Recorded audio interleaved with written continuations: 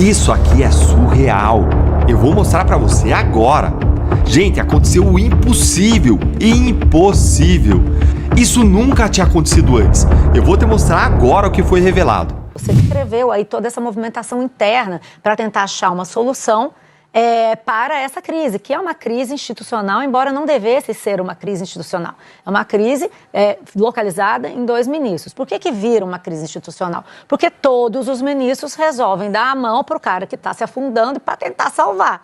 E aí a gente vê como é que a coisa se desenrola. Então, eu acho curioso, porque esse argumento que diz que estão querendo afundar o Supremo, na verdade é o Supremo mesmo se afundando.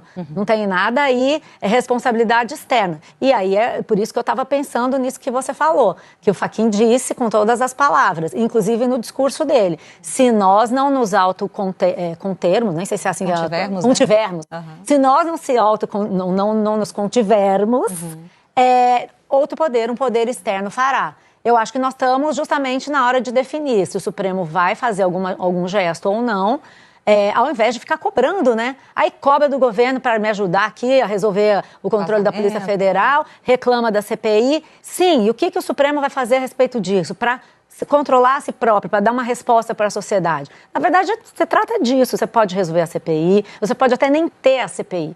Mas você sempre, os questionamentos da sociedade vão continuar. Essa que eu acho que é a questão principal, que talvez os ministros não estejam se dando conta de que vai acontecer. Você não controla a narrativa a esse ponto, né? Muito antes, pelo contrário, né?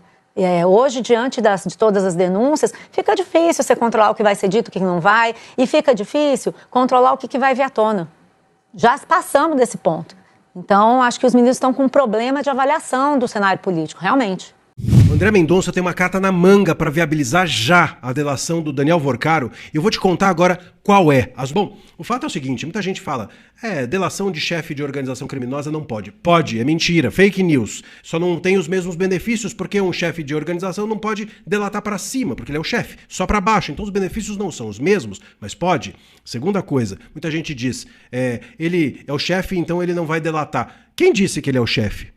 Você acha mesmo que ele é o chefe? Será que não tem gente mais graúda por cima do Daniel Vorcaro? Meus caros, não sei não. E ainda tem um terceiro ponto. Muita gente fala, o Gonê jamais que vai topar, as pessoas vão impedir uma delação premiada. E aí é que vem a parte mais quente das novidades. O que o site Platô traz é que está a caminho um contorno feito pelo André Mendonça ao Gonê. Ele pretende desviar-se do Gonê e tratar da colaboração premiada, da delação premiada do Daniel Vorcaro diretamente com os delegados da Polícia Federal. Mesmo que venha um parecer negativo do Gonê, mesmo que o Gonê não se importe com o que está acontecendo no país, apenas está interessado, pelo visto, com as festas do uísque, como a gente viu hoje lá em Londres, mesmo assim o Gonê vai ser afastado da história pelo Mendonça. E esse precedente é do próprio Moraes, por incrível que pareça. Vocês se lembram que quando houve a delação premiada do Cid, no caso do golpe, o Moraes tratou direto, ele afastou a PGR, o papel da PGR foi secundário, ele tratou direto com os delegados, ele foi o protagonista de tudo. E isso cria dentro do STF um precedente que agora, segundo as notícias, segundo o site, o André Mendonça pretende usar. Então diz o site que o desenho que se consolida é de uma interlocução direta entre o gabinete do Mendonça, isso já está acontecendo, e os delegados responsáveis pelas investigações do caso Master. O eventual acordo negociado, então, será direto entre Mendonça com a Polícia Federal, sem passar necessariamente pelo PGR Paulo Gonê, que provavelmente apresenta um parecer contrário, vai dificultar e vai enrolar, e aquelas coisas que a gente já viu. O Gonê não queria nem que o Vorcaro fosse preso, achou que era muito urgente prender o Vorcaro, que estava querendo quebrar os dentes do Lauro Jardim, como nós já vimos nas semanas passadas. Ou seja, os precedentes criados pelo Moraes no processo do golpe, tratando direto com os investigadores, criando ele próprio diretamente a delação premiada do Mauro Cid, agora servirão para o André Mendonça contornar o Gonê e contornar outros espinhos mais que tem pelo caminho e traçar uma colaboração do Vorcaro direta com a Polícia Federal. Bom, me parece agora que o Mendonça vai usar dos seus poderes de relator para fazer aquilo que tem de ser feito, que é o Vorcaro falar. E falar logo, antes que aconteça com ele o que aconteceu com o sicário. É o caso já de um impeachment de Alexandre de Moraes e Dias Toffoli? No processo de impeachment, tecnicamente haveria condições de tipificação daquilo que está previsto na Lei 1079, que é a lei do impeachment, que prevê o impeachment também, não só do presidente da República, mas também dos ministros do Supremo Tribunal Federal. Lendo aqui o artigo 39 da Lei 1079, as hipóteses de cabimento do impeachment são que caberiam eventualmente seria proferir julgamento quando por lei seja suspeito na causa. Seria o caso de eventualmente ser verificado se adequa à conduta do Toffoli. E um outro item, que é o item número 5, que é muito amplo, extremamente amplo e portanto, dado a muitas interpretações, que diz que cabe o impeachment quando o ministro proceder de modo incompatível com a honra, dignidade e decoro de suas funções. E aí sim, caberia isso eventualmente a análise se teria Alexandre de Moraes nas relações com o Porcaro avançado assim além do que era necessário. Então, nesses dois casos, haveria a possibilidade, a probabilidade de exame. Aqui existem fatos concretos, dados que são revelados e, sem dúvida nenhuma, essas relações por WhatsApp que precisam ser apuradas. Eu gostaria muito, o Alexandre de Moraes foi meu aluno, meu colega na titularidade da Faculdade de Direito, eu gostaria muito, mas eu gostaria que ele apresentasse os seus celulares, seu celular ou seus celulares, e se pusesse à disposição para que houvesse uma apuração, então apresentasse os seus celulares para verificação da veracidade dos dados que a imprensa teve acesso, dessas ligações estranhas entre um ministro do Supremo Tribunal Federal e um investigado da grandeza dos fatos que são atribuídos a Porcaro. A transparência exigiria, então, que houvesse essa atitude benévola dos ministros de colocar os seus dados à disposição para uma apuração. Pessoal, o Gilmar Mendes ontem tomou uma baita checada do X e essa checada é muito suspeita porque o que ele escreveu pode ser a peça-chave para anular o caso Master. Vamos ver esse post aqui. Deixa eu colocar para vocês. Esse foi o textão que o Gilmar fez. E ele está dizendo aí que a divulgação das mensagens privadas do Porcaro seria uma gravíssima violação do direito à intimidade, seria uma barbárie institucional. Ele diz que essa exposição dos diálogos íntimos do casal seria um linchamento moral. Bom, isso é um bonito discurso, né, do Gilmar, mas eu fui lá e deixei a minha humilde contribuição, que foi esse meu comentário aí, em que eu digo, olha, o artigo 36 da LOMAN, que é a Lei Orgânica da Magistratura Nacional, proíbe que magistrados manifestem opinião sobre quaisquer casos em andamento como esse, sobre o qual o senhor acabou de opinar. E coloquei ali a imagem, grifei de marca-texto e coloquei ali, joguei para a galera a minha resposta. Bom, o dispositivo da LOMAN é claro, é proibido aos magistrados manifestar por qualquer meio opinião sobre processo pendente de julgamento. Simples assim. No post do Gilmar, ele se manifesta sobre um caso que está em andamento no STF. E ainda coloca uma reportagem com a foto do investigado.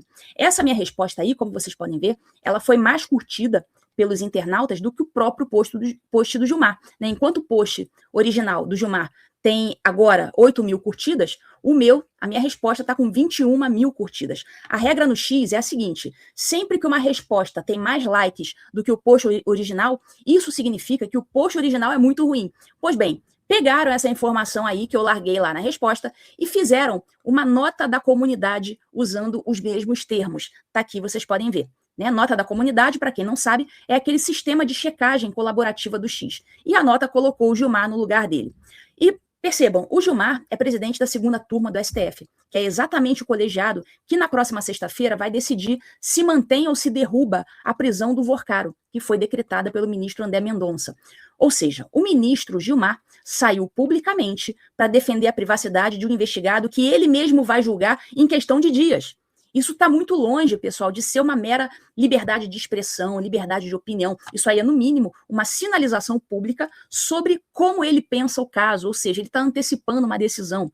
Aqui a gente precisa se perguntar o seguinte, o post do Gilmar é apenas uma impropriedade casual ou já é o início de uma articulação, como ele bem gosta de fazer, a gente sabe? Vamos ver o cenário. A segunda turma do STF, presidida pelo Gilmar, vai julgar se mantém a prisão do Porcaro, perfeito?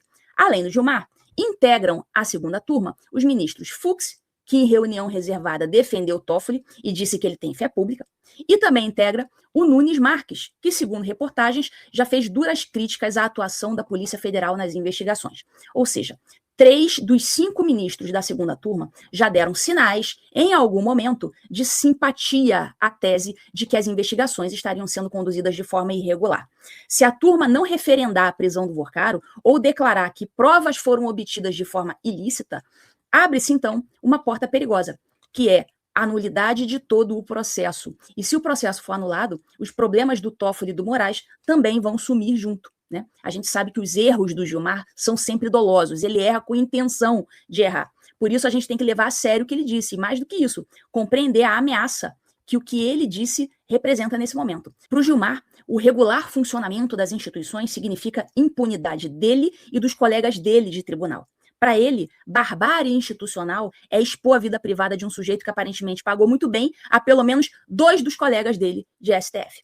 E antes que você pense, tudo bem, o Gilmar vai se aposentar daqui a pouco. Não, ele só vai se aposentar compulsoriamente por idade em 30 de dezembro de 2030, que é quando ele vai completar 75 anos. São mais 4 anos e 9 meses pela frente de Gilmar. 4 anos e 9 meses em que ele vai poder votar casos envolvendo os colegas, em que ele vai poder continuar usando o X para tuitar opinião sobre processos pendentes. Mais 4 anos colhendo nota da comunidade e ignorando a Lomã. 4 anos em que ele vai poder continuar violando a Constituição e as leis, como ele fez na decisão monocrática, em que ele, numa canetada, praticamente inviabilizou o impeachment dos ministros do STF. A presidência da segunda turma muda todo ano. Ele ocupa o cargo agora, exatamente quando o caso Master está no centro do julgamento, né? Coincidência muito oportuna.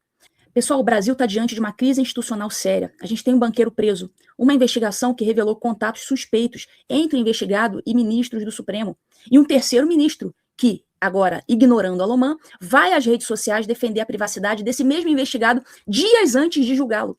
Bom, a nota da comunidade apareceu, a lei está lá, o artigo 36 da Lomã está lá e é claro também. Mas as leis no Brasil não valem igual para todos. O militar do Gabinete de Segurança Institucional, o GSI, órgão responsável pela segurança da Presidência da República, morreu nesta terça-feira, dia 10, nas dependências do Palácio da Alvorada, residência oficial do presidente em Brasília.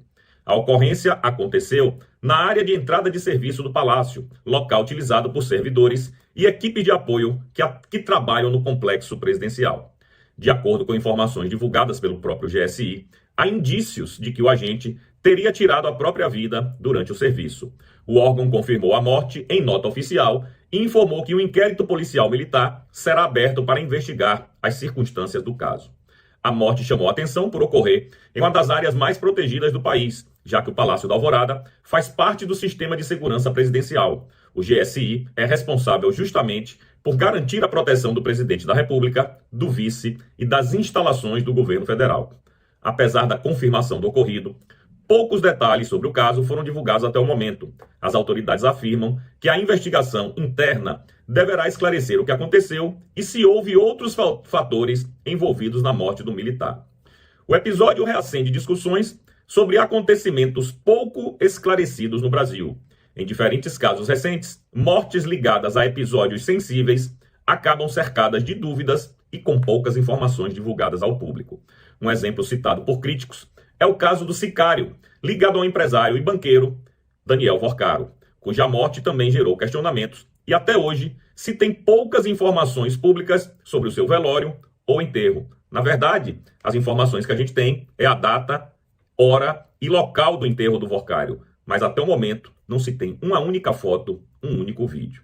E parece que aquela química entre Lula e Trump era muito volátil. Nesse final de semana, os Estados Unidos sediaram na Flórida uma reunião de cúpula com líderes de 12 países da América Latina para a formação de uma coalizão batizada de Escudo das Américas. Lula da Silva não foi sequer convidado. Segundo a Casa Branca, só foram convocados os mais fortes aliados com os mesmos ideais no hemisfério, com o objetivo de promover a liberdade, a segurança e a prosperidade na região. Em outras palavras, reduzir a hegemonia chinesa no continente e combater organizações criminosas transnacionais. Mas Lula não foi o único excluído desse encontro. Também ficaram de fora outros líderes da esquerda cujos países encontram-se sob domínio ou influência de organizações criminosas associadas ao narcoterrorismo. As ausências incluem a presidente mexicana, o presidente colombiano, o ditador cubano e a nova ditadora da Venezuela. É ao lado dessas nações, dominadas por gangues e cartéis, que o governo Lula colocou o Brasil. E agora o desgaste diplomático ficou escancarado. ao nos aliarmos com estados totalitários, ao apoiarmos países patrocinadores do terror e ao sermos coniventes com a criminalidade, fomos cortados da lista de fortes aliados da democracia mais rica e poderosa do mundo. Por isso, Lula não foi convidado. E agora nosso chanceler fica mendigando telefonemas com o secretário de Estado americano. O motivo? O governo Lula não quer de jeito nenhum que o primeiro comando da capital, o PCC, e o Comando Vermelho, o CV, sejam classificados pelos Estados Unidos como organizações narcoterroristas. Uma postura muito alinhada com as ideias do Lula sobre como combater o tráfico de drogas. Toda vez que a gente fala de combater as drogas, possivelmente fosse mais fácil a gente combater os nossos viciados internamente. Os usuários. Os usuários são responsáveis pelos traficantes, que são, vítimas dos usuários também. Então, é preciso que a gente tenha mais cuidado no combate à droga. Já é um clássico da esquerda. O criminoso como vítima da sociedade, o ladrão como vítima do capitalismo e agora o traficante como vítima do usuário. Será que eles enxergam o corrupto como uma vítima do seu cargo público? Explicaria muita coisa. Mas voltando à classificação do PCC e do CV como organizações terroristas, não resta a menor dúvida de que esse é o caso. Essas facções controlam territórios, comandam exércitos, utilizam armamento militar, tiranizam a população vulnerável e têm objetivos políticos, estão infiltradas nos três poderes e no mercado financeiro. O governo petista argumenta que equiparar PCC e CV a grupos terroristas seria um risco à soberania nacional, que poderia facilitar uma eventual ação dos americanos contra a criminalidade em território brasileiro. Mas será que essa não seria uma ajuda bem-vinda? 12 nações da América Latina, incluindo a Argentina, o Chile, o Paraguai e El Salvador, país que aboliu a criminalidade violenta em poucos anos, não viram nenhuma ameaça à sua soberania no escudo das Américas, apenas uma aliança com a maior potência democrática do mundo para a cooperação contra a violência, o tráfico e o terror. Segundo o Datafolha, de 2024 a 2025, o crime organizado ampliou sua influência territorial no Brasil em 24%. O Instituto aponta que atualmente pelo menos 28 milhões de pessoas vivem em áreas dominadas por facções, onde o Estado de Direito já não é soberano e quem manda é a ditadura do crime. Mas Lula da Silva, nas suas redes, se refere ao PCC apenas como uma grande quadrilha que lava dinheiro e discursa na ONU afirmando ser preocupante a equiparação entre a criminalidade e o terrorismo. É evidente que a ameaça à soberania nacional não vem dos americanos, mas a esquerda prefere inventar monstros lá fora enquanto o país é devorado por dentro. Como é que o escritório sabe disso? O escritório de advocacia cuida do celular do Moraes, o que é mais grave ainda, João, a coisa vai ficando pior. Vai ficando pior, como você bem colocou, a simples troca de mensagens entre o Vorcari e o Alexandre de Moraes, tendo o contrato lá com a esposa, por si só constitui mais um ato para afastamento do ministro, é mais um ato. E como você bem falou de forma bastante precisa, a Globo, né, o Grupo Globo, vem agora querendo cortar a cabeça dessa serpente, né, mas também fomentou. E ainda fala na questão do golpe de Estado, mantém a história, a narrativa do golpe de Estado, que naquele momento teria sido importante a atuação do Alexandre de Moraes, enfim, o que não é verdade, evidentemente foi uma atuação ilegal e que constitui evidente abuso de autoridade desde lá. Então, que se faça essa meia-culpa. Agora, é importante dizer que tá me parecendo aquela estratégia meio da Vaza Jato, também Vaza Tog, enfim, Pavinato, que a Globo, enfim, os jornalistas vão lá, soltam uma parte da matéria, o Alexandre de Moraes se apressa em negar, ele faz uma meia-culpa, ele faz uma nota e depois eles vêm com uma maior ainda, falando, desmentindo. Então me parece que tá nesse processo de fritura, me parece que vão saindo mais coisas, vídeo esse vazamento parcial do Vorcaro com a namorada, noiva, parcial enfim. Não, foi inteiro. Foi inteiro, meu Deus do céu, é inteiro, aquilo não é parcial. Tem centenas de páginas, a conversa dele com a Marta Graef. Você leu? Não. Eu não consegui terminar de ler, porque era muito grande, fato, é muito grande. Mas está inteira a conversa. Só aquela conversa, você vê que o sujeito não pode ser inocente nem no momento do nascimento. Fica até difícil acreditar que ele geria tudo isso, né? Até pelo nível da linguagem ali que ele coloca, muito erro de português, alguma dificuldade de comunicação ali com a Marta, enfim. Me parece até que ele estaria mais representando outros grupos do que sendo ele mesmo o grande articulador ali do esquema todo, até pela forma que ele se colocava ali. Então, que se afaste o ministro Alexandre de Moraes. É importante, foi protocolado hoje um novo pedido de impeachment, ou foi apresentado, não sei como que os deputados falaram lá, se eles só vão protocolar, acho que me parece que já protocolaram hoje um novo pedido. Então, que o Senado acorde de uma vez por todas. Precisa ver o afastamento desses ministros que certamente estão envolvidos. E eu acho que nos próximos dias, como eu disse, Pavinato, vão sair mais documentos, talvez até imagens de alguns juízes, ministros ou grandes autoridades, não estou especulando nomes aqui, envolvidos nessas festas, nessa mansão, ou em encontros, porque é impossível que tenha ocorrido tantos encontros e não tenha nenhuma imagem. E como falou ali na matéria, a Polícia Federal disse que recuperou as imagens dos prints, então tem muita coisa para sair. Me parece que essa do Vorcaro com a namorada, noiva, enfim, foi só o aperitivo, ó, aprecia aí, porque já vem mais, porque quando sair, por exemplo, se sai o teor lá do Alexandre de Moraes com o Vorcaro, é para afastamento se a imediato. gente está na conversa do ponto da peleleca branca, imagina a hora que chegar na peleleca preta. Então, foi só essa do Vorcaro, já teve esses elementos, imagina quando sair dele com potencialmente o que seria o Alexandre de Moraes, com a Vivi, a doutora Vivi já deixou claro que com ela não teve contato. Não, com ela não. Muito engraçado. Eles falam com todo mundo, menos com a advogada de 129 milhões. Sabe o que isso me lembrou, Cláudio? Quando o Lula era presidente e foi reeleito, logo no começo do Lula 2, 2007, um advogado que ficou assim, bilionário, foi o sogro do Cristiano Zanin, Dr. Roberto Teixeira, padrinho do Lulinha, e o Lula é padrinho da mulher do Cristiano Zanin, a Valesca, filha do Roberto Teixeira, tanto que ele era conhecido como o primeiro compadre. Foi capa de Veja, capa da revista Época, que a Época era dirigida pelo Augusto Nunes. E começaram-se a levantar suspeitas, né, desse enriquecimento vertiginoso do Roberto Teixeira, sendo ele o primeiro compadre. Lembro eu que o Roberto Teixeira chamou a imprensa no escritório, não mandou nota. Chamou a imprensa na maior sala do escritório, na rua Padre João Manuel, nos Jardins, em São Paulo. Convidou todos a subirem ao 10º andar. Onde estava nessa sala? Centenas e centenas de pastas e trabalhos de acompanhamento processual. Muita pasta. Aí ele olhou bem para os jornalistas e falou: bom, eu desafio aqui a vocês a dizerem que eu não trabalho, podem olhar todas as pastas. Aí eu te pergunto, algum jornalista abriu as pastas? Não. Mas podia, ele colocou lá de discussão. A Vivi fez isso? Não. Mandou parecer, mas não fez nada.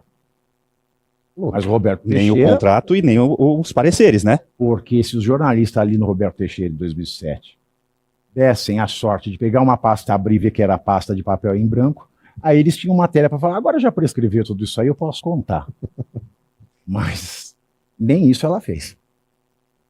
Pois é, e não, os pareceres não estão aí, o contrato também ela não mostrou, e ela emitiu na nota, né, no escritório, alguém a serviço dela, de que essas reuniões e esses pareceres diziam respeito à elaboração de um projeto de compliance. Então veja só.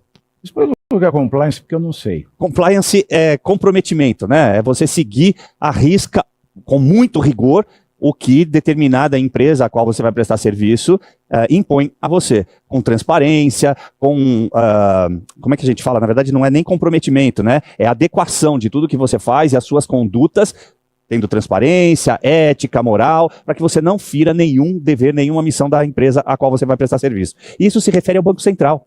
O Banco Central exige que você tenha um setor de compliance e governança corporativa. E era isso, supostamente, que esse trabalho que a dona Vivi fazia se destinava, porque, como ela disse aí, ela não atuou em nenhum processo. Você, inclusive, foi um dos primeiros a falar, né? Não tem nenhum processo. Atuar depende. Atuar em nível de atriz pode ser.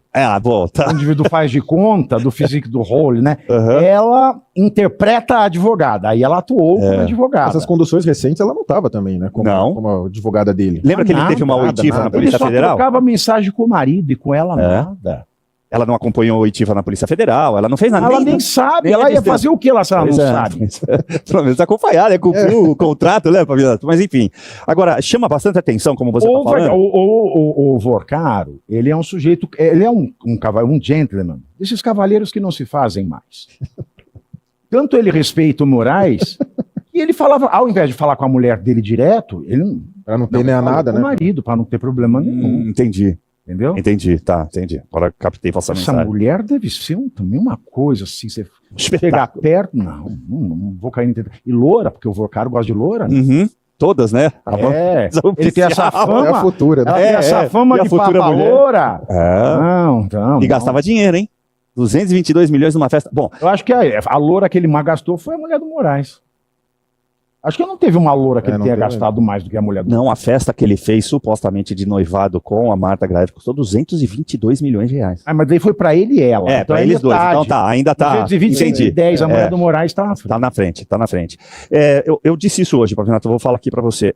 Me parece, né, tudo que a gente tem visto e tal, que tem saído na imprensa, que tem feito agora um trabalho, como você disse, para expor o Mussolini da Moca, me parece que o Vorcaro deu dinheiro, pagou o que ele entendia como o seu salvo-conduto. Eu vou fazer o que eu quero, eu vou tomar conta de tudo, e o sonho dele, está descrito também nas mensagens, era ser André Esteves, né? Eu quero ser André Esteves e para isso eu preciso estar livre para fazer aquilo que eu quiser. Mas aí ele errou, porque devia ter casado se ele casasse com a Adriana, ele já estava meio caminho andado. Quem é a Adriana? Esteves.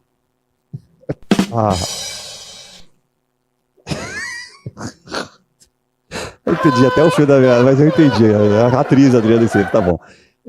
O sonho dele era esse, era ser o homem mais poderoso do setor financeiro brasileiro.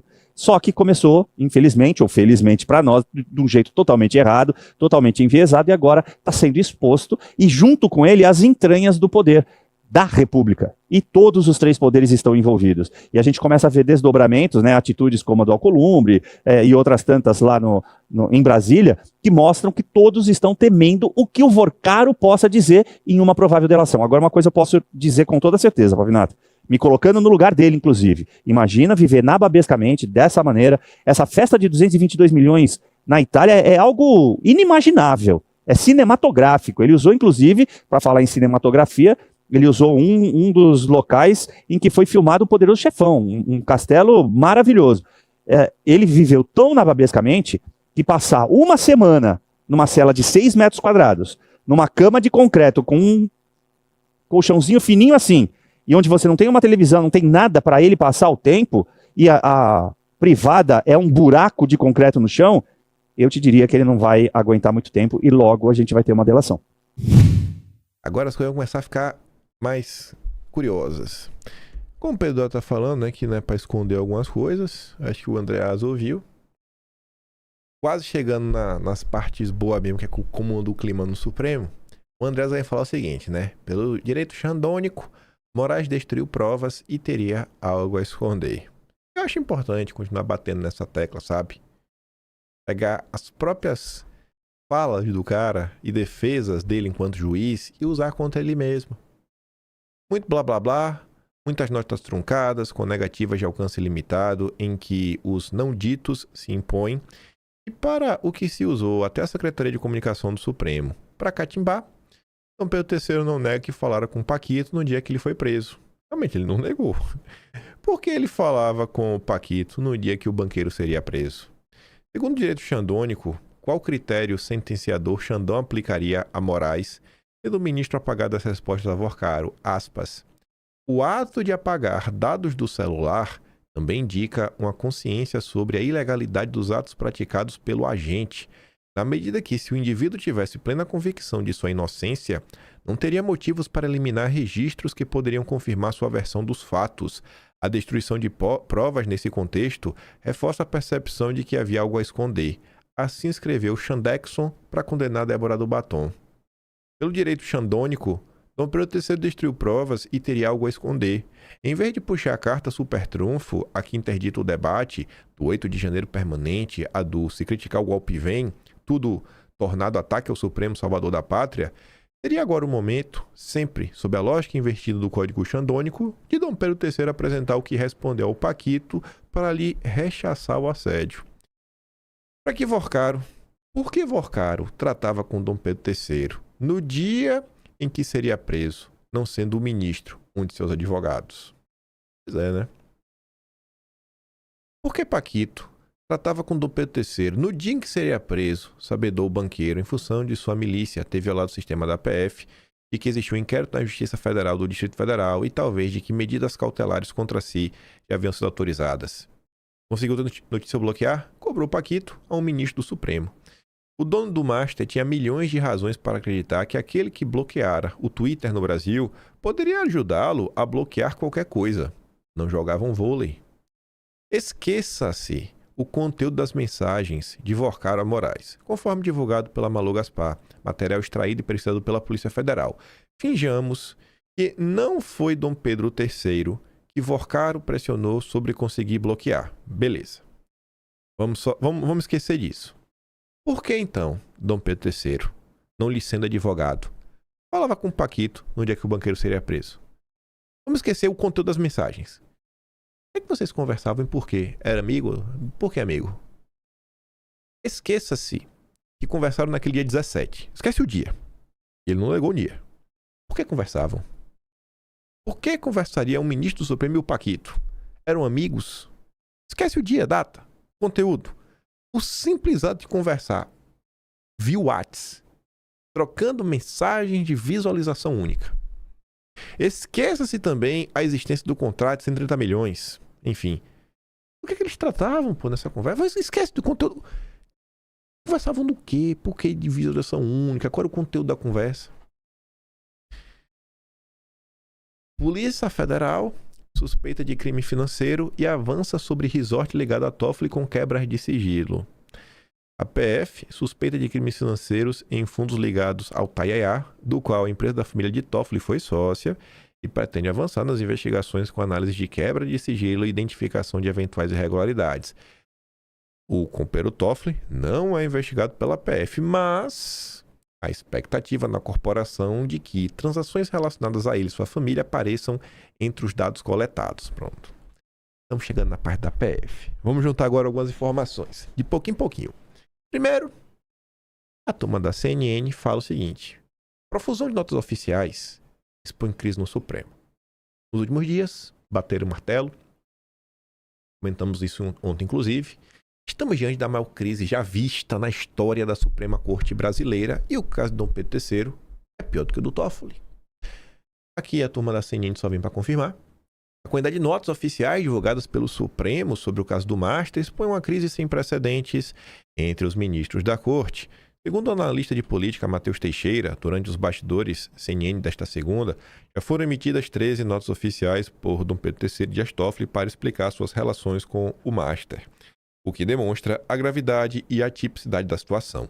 Para o analista, o levantamento revela um cenário preocupante, pois se não houvesse envolvimento dos ministros com o Master, uma única nota oficial, no início do caso, seria suficiente para esclarecer a situação.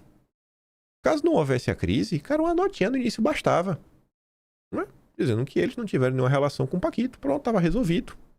Não resolveu com a nota só falando isso, é porque o envolvimento rolou amor, rolou um envolvimento, né? Rolou a paixão. O caso também levanta questionamentos sobre os procedimentos adotados pelos ministros. Matheus Teixeira destacou que a gente ouve muito na magistratura que a lei determina que o juiz fale nos autos, ou seja, dentro do procedimento legal e não por meio de notas à imprensa. A decisão de Toffoli de deixar a relatoria, ela foi comunicada através de uma nota oficial assinada por todos os ministros e não por meio dos trâmites processuais convencionais. Aquilo é uma decisão judicial ou é uma nota? Nota oficial tem o poder de interferir em um processo? Devia ser no processo, né, a decisão. A situação se agravou com a transferência da relatoria para Mendonça e passou a fazer avançar aspectos da investigação que não eram considerados sob a condução de Toffoli. E tá todo mundo vendo aí a atuação do Mendonça.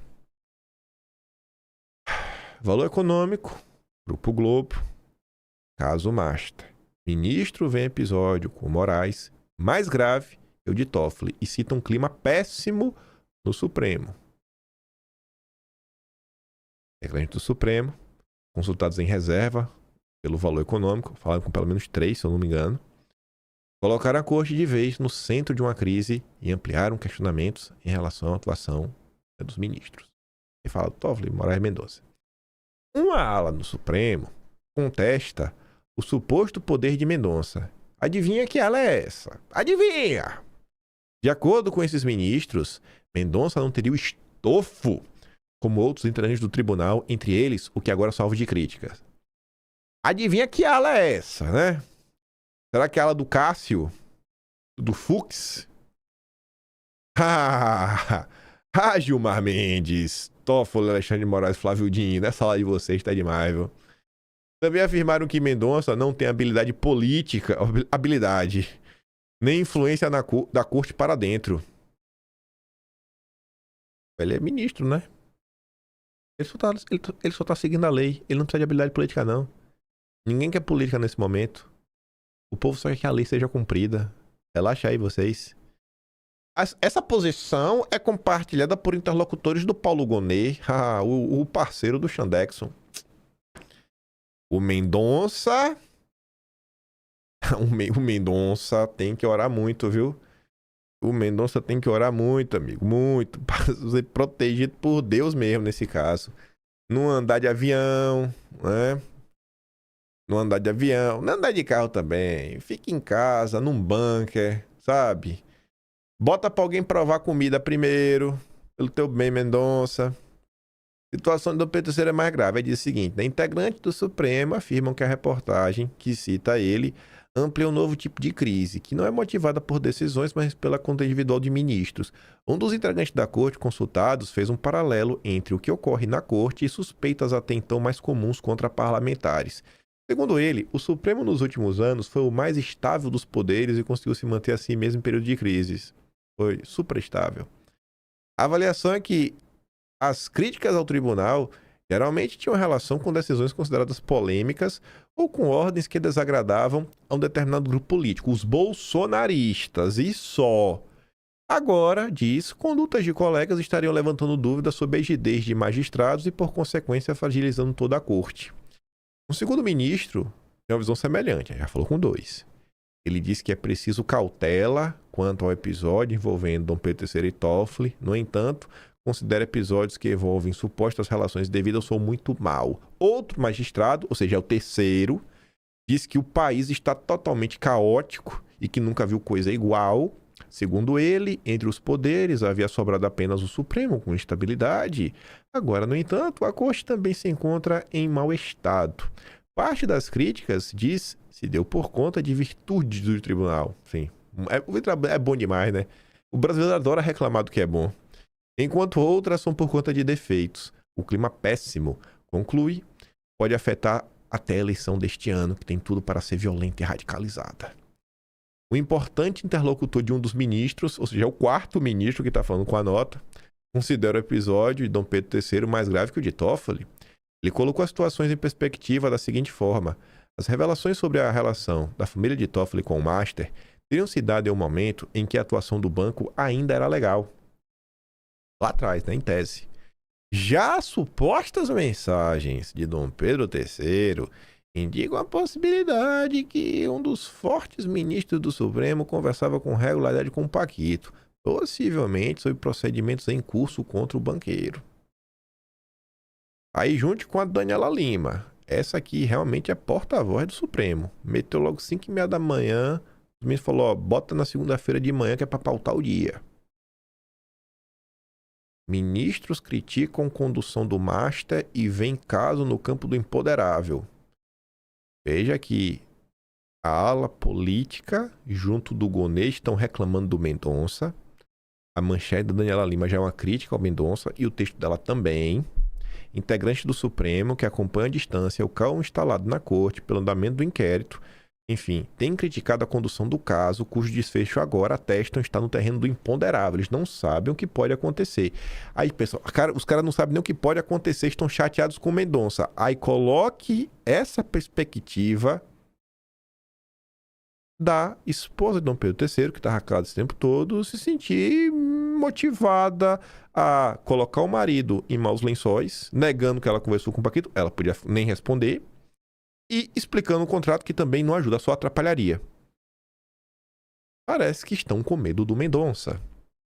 E eu acho que isso é bom.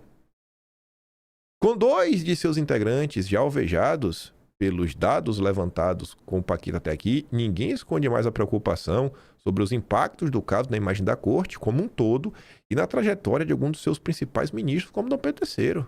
Está todo mundo com gosto de guarda-chuva na boca. Eu não sei o que é gosto de guarda-chuva. Se eu souber o que é essa explicação, e me diz. Obviamente alguém vai me falar que alguém vai saber, né? Realmente, o que é gosto de guarda-chuva? Eu nunca chupei um guarda-chuva, mas Nós estamos no terreno do imponderável, jogar um míssil cujo raio de ação ninguém conhece. Com o caso em sigilo, os dementidos de Moraes sobre o conteúdo de algumas mensagens que ele teria trocado com o Paquito caíram no campo do ele disse versus ela disse, o que impede um juízo de valor mais aprofundado do caso pelos pares. Até a noite de sexta, o ministro não havia conversado longamente sobre o assunto com os colegas de plenário. Então, assim, até a galera para defender o parceiro tá assim, rapaz, será que eu defendo? Eu não sei o que aconteceu, só quem sabe é o Mendonça. Talvez o Toffoli tenha visto alguma coisinha. Quem sabe mesmo é o Mendonça. E talvez o que o Andrei contou para um ou outro. O que pudesse ter acesso lá atrás, né? Porque até agora o Andrei não tem mais tanta informação. E aí, vai entrar em campo para defender o Pedro III? Veja que o sempre disposto a defender o Estado Democrático de Direito, Gilmar Mendes, tá quietinho. Reclamou do vazamento, mas não entrou em campo não. Quando foi o Toffoli, Gilmar Mendes entrou em campo para defender. E agora? Defende aí, Gilmar. Defende aí, Gilmar. Não é bravo? Nem a convocação de uma nova reunião fechada para debater os novos desdobramentos da apuração parece ser bem aceita. Com ou sem gravação? Reagiu o ministro com ironia à indagação da coluna. Eles não confiam nem mais neles mesmos. Sobram também críticas à forma como o governo Lula vem tratando o assunto. A avaliação é que as declarações de Lula colocaram sua gestão como um fator de propulsão de um caso sobre o qual ele não tem qualquer controle. Há, na minha avaliação, erro de análise. O Planalto achou que poderia colocar o caso no bolsonarismo, mas não é o que está acontecendo. E a fatura está caindo no colo do Lula. Encerra um terceiro ministro ouvido pela coluna. Aí, a Letícia Casado disse que a ala do Supremo espera a conversa interna de Mendonça após caso Master. Olha só, a gente sabe que o Mendonça ele não é 100% igual aos outros, por mais que tudo lá role um corporativismo. Quando você vê a imprensa de forma reiterada falar, olha, o Mendonça está agindo de forma diferente, você vê notas que a Polícia Federal está se sentindo mais à vontade para trabalhar. O Mendonça toma decisões afastando, primeiramente, o Andrei, o homem do Lula da PF. A mulher de Dom Pedro III dando explicações que não precisava dar. A turma falando de questão que está no imponderável e eles criticando o comportamento do Mendonça. Isso tudo está colocando esperança no meu coração. Se eles estão criticando o Mendonça, é porque o Mendonça está trabalhando. Talvez Mendonça precise fazer um sinal para dentro da corte, porque a situação dele agora ficou complicada. Complicada por quê? Por que foi complicada? A conta da PF já está sendo apontada pelo colega Gilmar. E já estamos vendo muitas manifestações, provavelmente de bastidores, sobre isso. Existe essa expectativa de que haja pelo menos uma conversa interna na corte e que Mendonça mande algum recado para a polícia. Estão com medo da polícia, é? Há uma ala do Supremo que está esperando isso tudo. Qual é o recado que é para mandar para a polícia? O que a polícia está fazendo de errado? Olha o que diz André Sadi. Movimento casado aí com Daniela Lima, Letícia Casado, nos bastidores. Ministro do Supremo defende ajustes na PF. Ajuste na PF. Vou dar play aqui só no início desse áudio, só para vocês verem o que o Merval Pereira falou do Exército. Escuta só o início desse áudio. Preocupados com essa crise de imagem, de credibilidade do Supremo, e temem que julgamentos do Supremo sejam revistos ou sejam questionados. E agora, a grande preocupação, já contei aqui, vou repetir, porque... Julgamentos sejam revistos, ou seja, né, o povo perceba que Bolsonaro foi perseguido e tudo aquilo ali foi uma farsa. Nos últimos dias, o 8 de janeiro. Porque você tem ano eleitoral, você tem bolsonaristas cobrando explicações do Supremo, dizendo, olha só, o ministro Moraes é o grande algoz dessa turma, desse grupo político, e eles se queixando e reclamando junto a fontes ali também do entorno do Supremo. Então, quer dizer, você vai ter... Por isso que eu digo que a crise não vai ser estancada, porque a crise está dentro do Supremo. Andréia, e tem um dado delicadíssimo que está começando a aparecer nas conversas em Brasília. Os ministros, os comandantes militares já fizeram chegar ao presidente Lula a seguinte ponderação. Olha, houve o julgamento, nós não nos metemos. Ninguém reagiu, vocês condenaram, o Supremo condenou quem eles quiseram, fizeram tudo e a gente está aqui assumindo essa coisa. Nós queremos saber o que vai acontecer no Supremo. E aí o Lula está conversando com os militares. está conversando. Eu não consegui confirmar, mas haveria uma reunião ontem do Lula com os ministros militares, exatamente para desanuviar esse clima. Pessoas que tiveram com o Lula, com o governador, me disseram que o Lula estava muito preocupado com essa situação de... Não é ainda insatisfação, não é só um chamado. Só que nós estamos quietos aqui. Aceitamos tudo, hein? Um salve, manda um salve. Mas olhem só.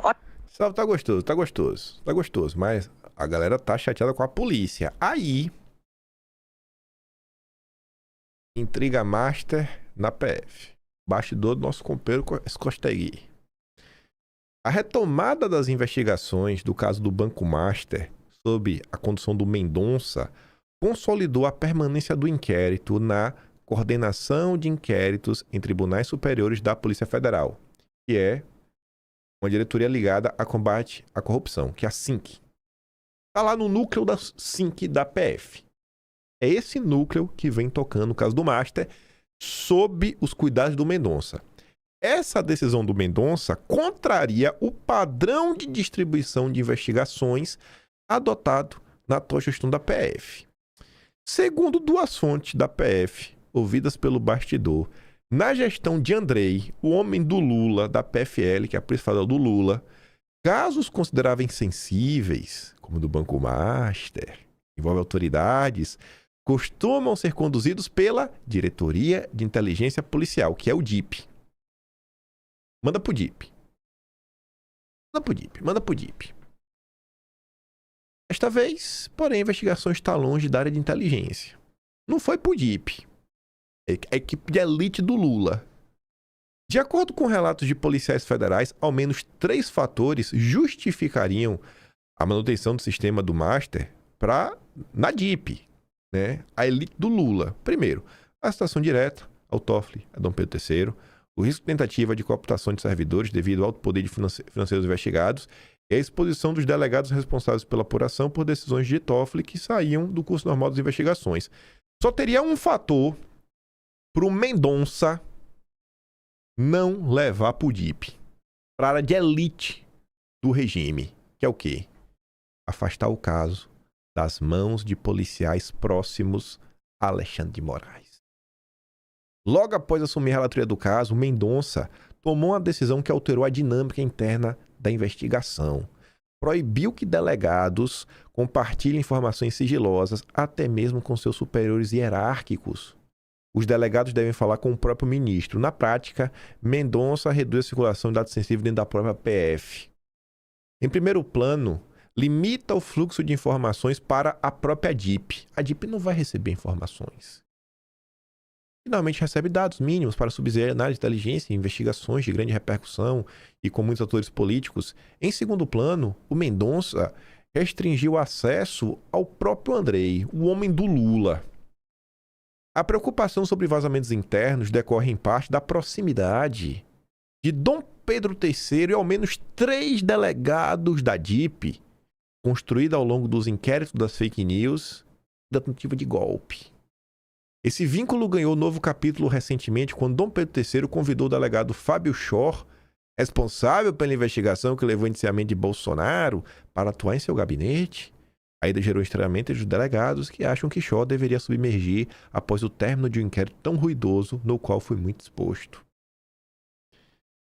Aí junto todas as informações, toda a insatisfação com o Mendonça, a cobrança que o Mendonça dê um jeito na Polícia Federal. Parece que eles querem que o inquérito caia na mão dos delegados petistas, ligados a Lula e a Dom Pedro III. E, somado a isso, lembra que Mendonça deu um pito no Paulo Gonet e nos últimos dias as conversas em torno de delação não param de crescer e ele, Guilherme Amado, o homem do regime, nos conta, sem PGR ou diretor-geral, delação de Paquito deve ter dinâmica direta entre Mendonça.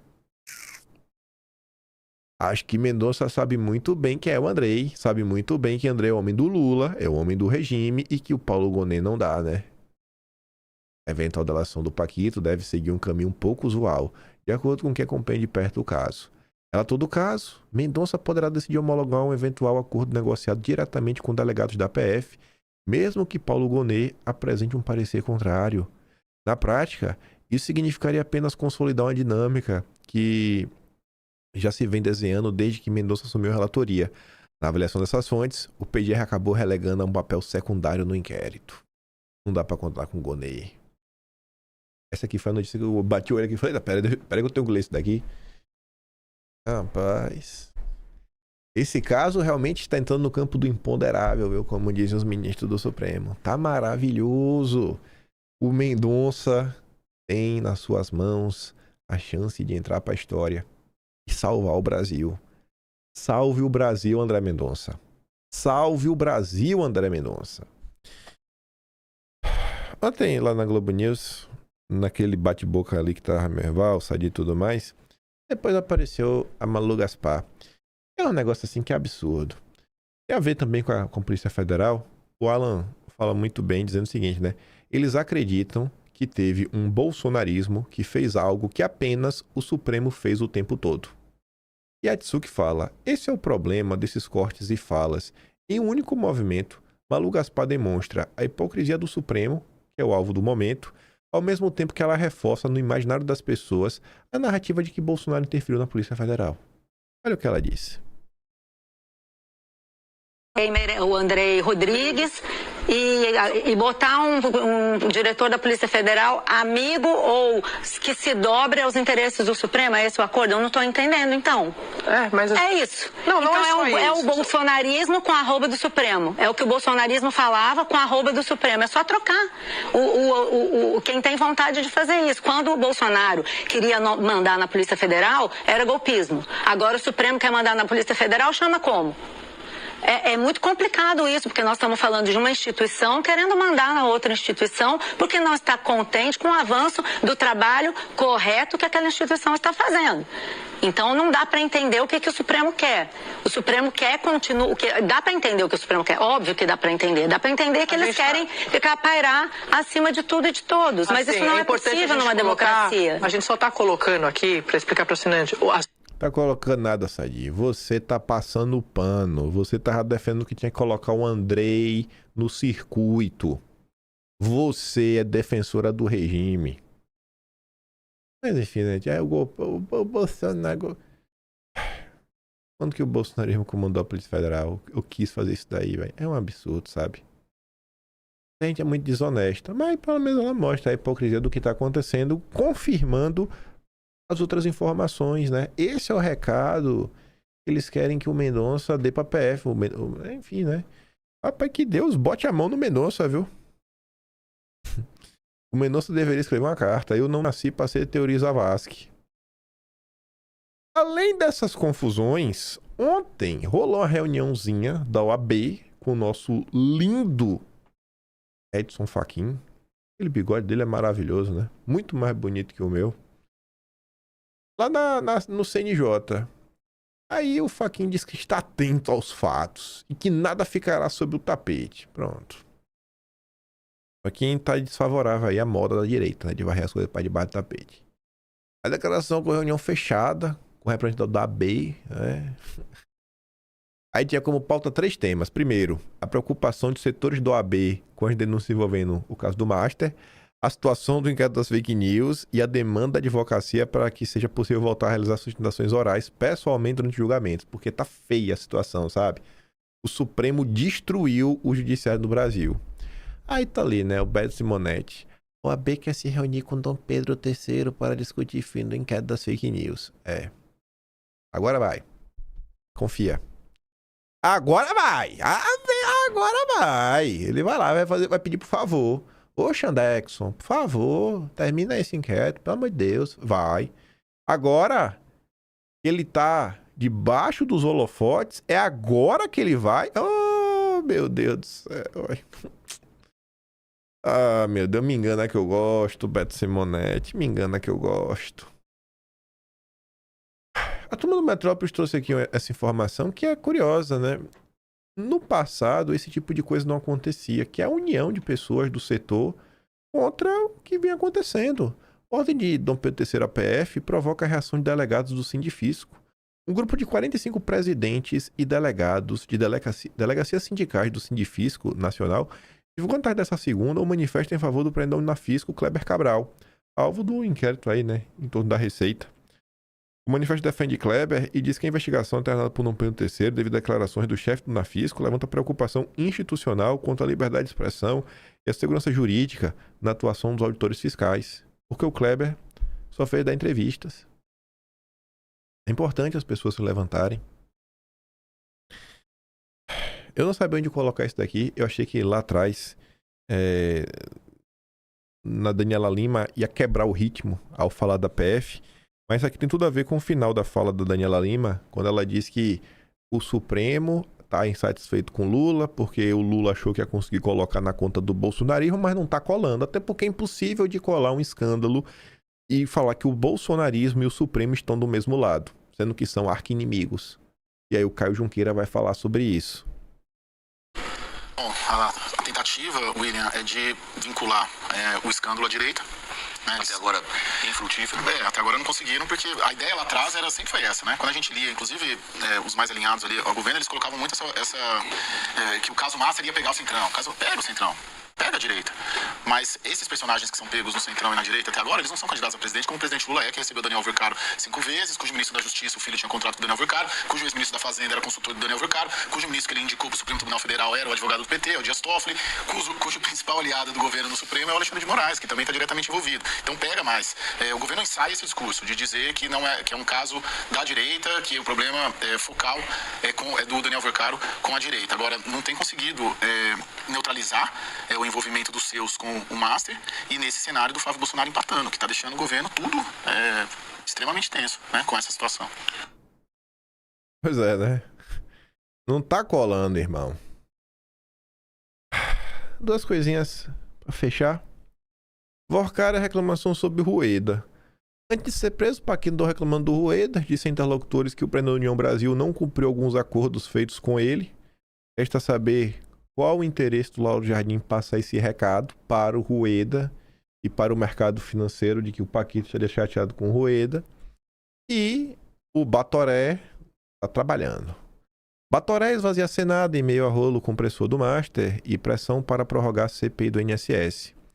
Enfim, ele adotou medidas esta semana que vão esvaziar a presença parlamentar no Congresso, justamente no momento em que ele é pressionado pelos pares a se posicionar sobre pedidos de impeachment de ministros do Supremo, uma CPI para investigá-los e prorrogar a comissão do INSS. Cobrado a tomar providências diante de revelações contidas celulares do Paquito, a Alcolumbre decretou semana semipresencial de trabalhos no Senado. Na prática, essa medida esvazia a presença de parlamentares no Congresso e pode aliviar temporariamente a pressão sobre ele, né? Para ele não pautar nenhum tipo de coisa, nem convocar aquela sessão do Congresso como um todo. Eu não vou falar que eu queria comentar tudo sobre o Flávio Eduardo, mas quero mostrar só essa notícia aqui, Lauro Jardim. Estávamos comentando ao longo dos últimos 2 dias sobre a não indicação do Messias e que talvez o Flávio pudesse fazer um bem bolado aí com o Batoré. Pois bem, Flávio Bolsonaro encontrou com a Alcolumbre.